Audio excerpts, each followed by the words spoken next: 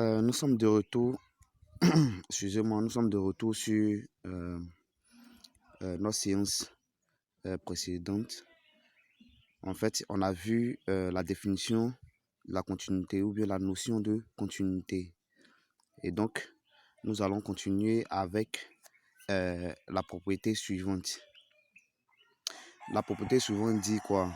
Que toute fonction dérivable sur un ensemble I est continue sur cet ensemble. Toute fonction dérivable sur un ensemble I est continue sur cet ensemble.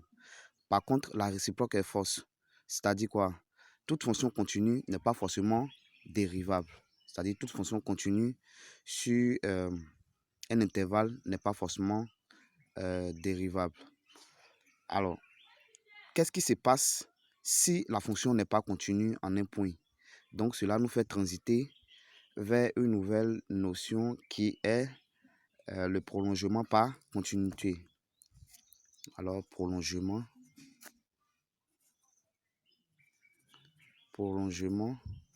excusez-moi de mon écriture, par continuité.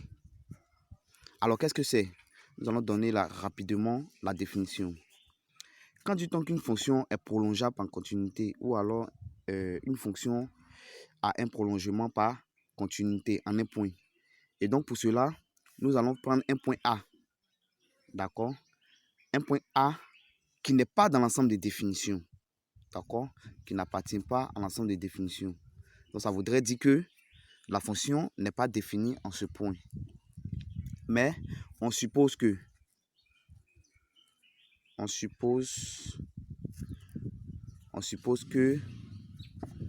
la limite, lorsqu'il tend vers A de cette fonction-là,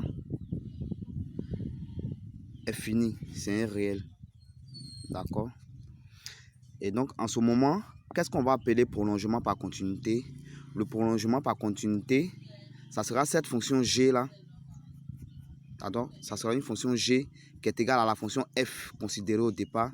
Sachez qu'au départ ici, nous avons par exemple une fonction F de X. D'accord? Et on veut chercher le prolongement par continuité de cette fonction F.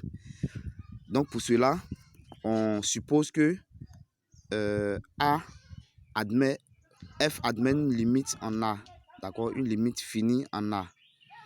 Pourtant, F n'est pas défini en A, c'est-à-dire A n'est pas dans l'ensemble des définitions. Et donc, ce qu'on va appeler prolongement par continuité, c'est une fonction G de X, d'accord, qui sera égale à notre F de X. Et puis, G de A là est égal à notre L, d'accord, à notre L ici. Et donc, c'est cet ensemble-là qui est le prolongement par continuité. Le prolongement par continuité.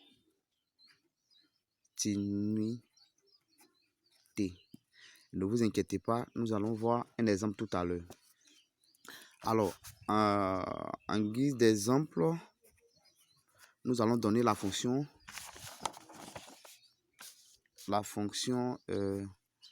f de x, d'accord, est égale à sinus de x sur x, d'accord. Et par calcul de limite de référence ou bien par limite de référence, on sait que ici, bon, d'abord on sait que ici, d de f est égal à r privé de 0. Tout à l'heure, ce qu'on disait. Donc, notre A sera 0. Vous voyez que 0 n'appartient pas à notre DDF. Et donc, pourtant, par les limites de référence, on sait que la limite, excusez-moi, la limite lorsque x tend vers 0 de notre f de x là est égale à la limite lorsque x tend vers 0 de sinus de x sur x. Et ça, c'est égal à 1. C'est égal à 1 par limite de référence. Voilà, limite lorsque x tend vers 0 de sinus de x sur x est égal à 1 par limite de référence.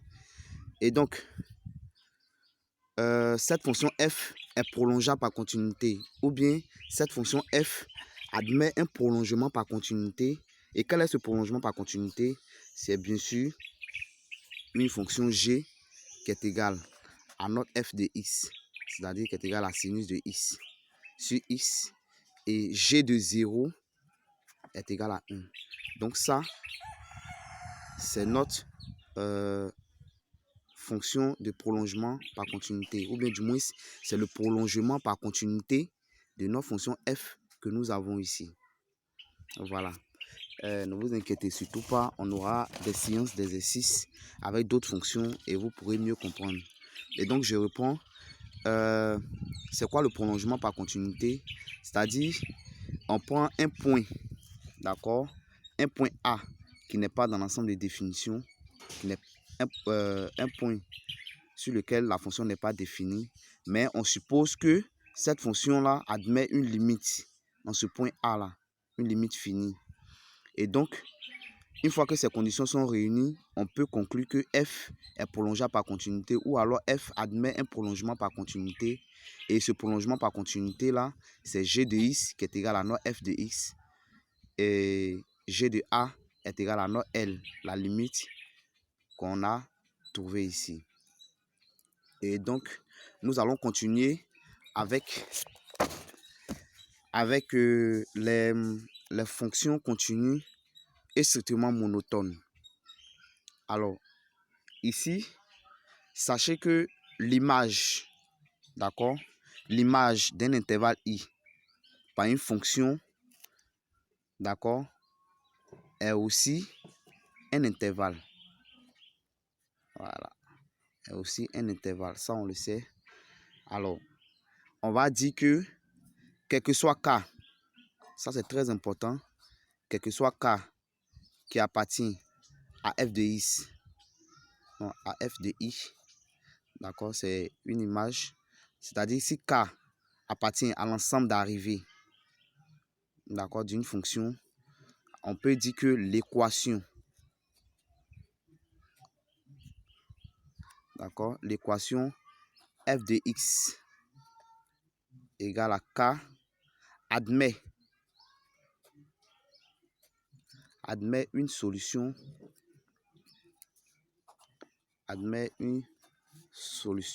unique, d'accord, une solution unique alpha, d'accord, qui appartient à l'ensemble de départ i. Et ça, vous en aurez beaucoup, ces genres de questions dans les examens. Souvent, on vous demande de démontrer que f de x, l'équation f de x égale à 0 admet une solution unique. Le 0 ici, c'est le cas, vous voyez, pour un cas très particulier. Et donc, une fois de plus, ne vous inquiétez pas, nous allons voir une série d'exercices et tout sera clair.